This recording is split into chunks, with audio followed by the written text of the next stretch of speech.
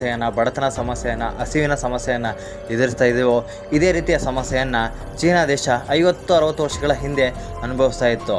ಆಗ ಆ ದೇಶ ತೆಗೆದುಕೊಂಡ ನಿರ್ಧಾರದಿಂದನೇ ಆ ದೇಶ ಇವತ್ತು ಇಷ್ಟರ ಮಟ್ಟಿಗೆ ಅಭಿವೃದ್ಧಿಯನ್ನು ಸಾಧಿಸಿದೆ.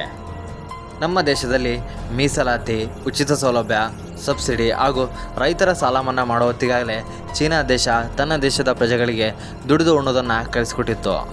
ಈ ರೀತಿಯಾಗಿ ಚೀನಾ ದೇಶಕ್ಕೂ ನಮ್ಮ ದೇಶಕ್ಕೂ ಇರೋ ಒಂದಷ್ಟು ವ್ಯತ್ಯಾಸಗಳನ್ನು ನಾವಿಲ್ಲಿ ತಿಳ್ಕೊಳ್ಳೋಣ. ಮೊದಲಿಗೆ ನಾವು ರಾಜಕೀಯದ ಬಗ್ಗೆ ಚರ್ಚೆ ಮಾಡೋಣ. ಸ್ನೇಹಿತರೆ, ನಮ್ಮ ಭಾರತ ದೇಶದಲ್ಲಿ ಇರೋ ರೀತಿ ಸಾವಿರಾರು ಪಕ್ಷಗಳು ಆ ದೇಶದಲ್ಲಿಲ್ಲ. ಆ ಚೀನಾ ದೇಶದಲ್ಲಿ ಇರೋ ಪಕ್ಷ ಒಂದೇ, ಅದು ಕಮ್ಯುನಿಸ್ಟ್ ಪಕ್ಷ. ಅಲ್ಲಿನ ಕಮ್ಯುನಿಸ್ಟ್ ಸರ್ಕಾರನೇ ಈಗ ಚೀನಾ ದೇಶವನ್ನು ಆಳ್ವಿಕೆ ಮಾಡ್ತಾ ಇರೋದು. ಹೀಗಾಗಿ ಆ ದೇಶದಲ್ಲಿ ಬೇರೆ ಪಕ್ಷದ ವಿರುದ್ಧ, ಬೇರೆ ರಾಜಕಾರಣಿಗಳ ವಿರುದ್ಧ ಕೆಸರೆ ರಚಾಟ ನಡೆಯೋದಿಲ್ಲ. ಆ ದೇಶದಲ್ಲಿನ ಕಮ್ಯುನಿಸ್ಟ್ ಸರ್ಕಾರನೇ ಇಡೀ ಚೀನಾ ದೇಶವನ್ನು ತನ್ನ ಕಪಿಮುಷ್ಟಿಯಲ್ಲಿ ಇಟ್ಕೊಂಡಿದೆ. ನಮ್ಮ ಭಾರತ ದೇಶದಲ್ಲಿ 5 ವರ್ಷಕ್ಕೊಂದ್ಸಲ ಚುನಾವಣೆ